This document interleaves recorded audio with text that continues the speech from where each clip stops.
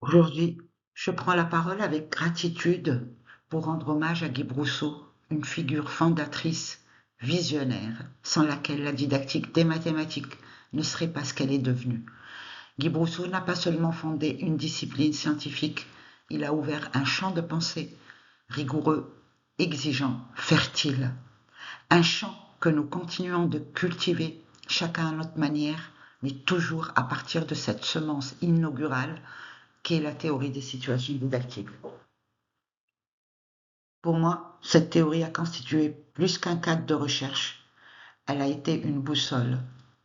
C'est dans le cadre de ma thèse, consacrée aux mathématiques, à l'université, que j'ai véritablement plongé dans cette architecture conceptuelle d'une richesse rare, qui m'a permis de questionner finement les conditions d'un apprentissage mathématique authentique.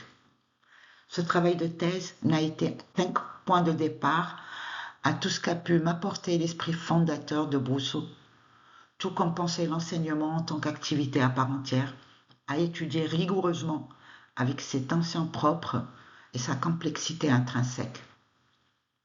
Car ce que nous devons aussi à Guy Brousseau, c'est une philosophie de la recherche qui refuse la simplification et embrasse la complexité des situations.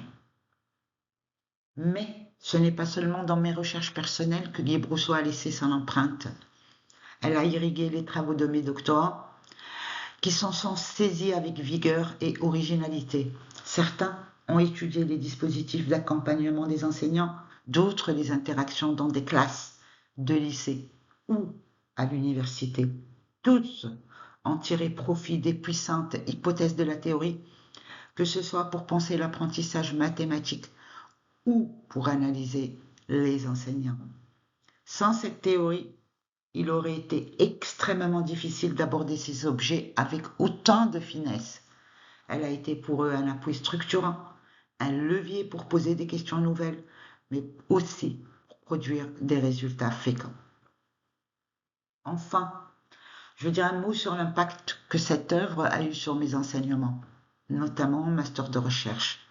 Enseigner la théorie des situations didactiques, c'est enseigner une manière de faire de la recherche, rigoureuse et engagée.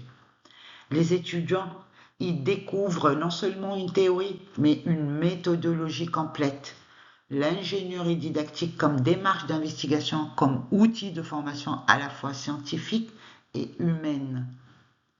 Ces enseignements ont souvent été des moments forts où de futurs enseignants se sont révélés, où certains sont devenus aujourd'hui mes collègues.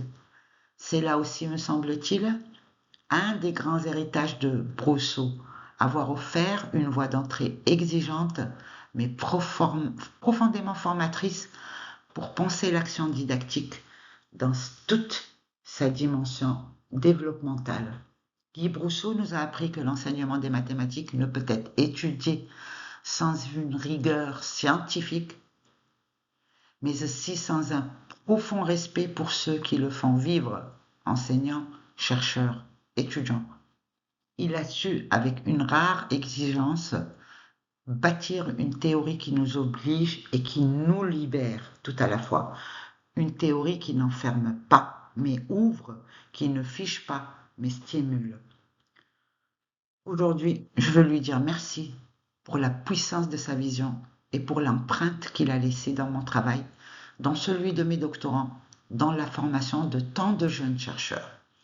Merci pour ce lait précieux que nous nous efforçons chacun à notre manière de faire vivre.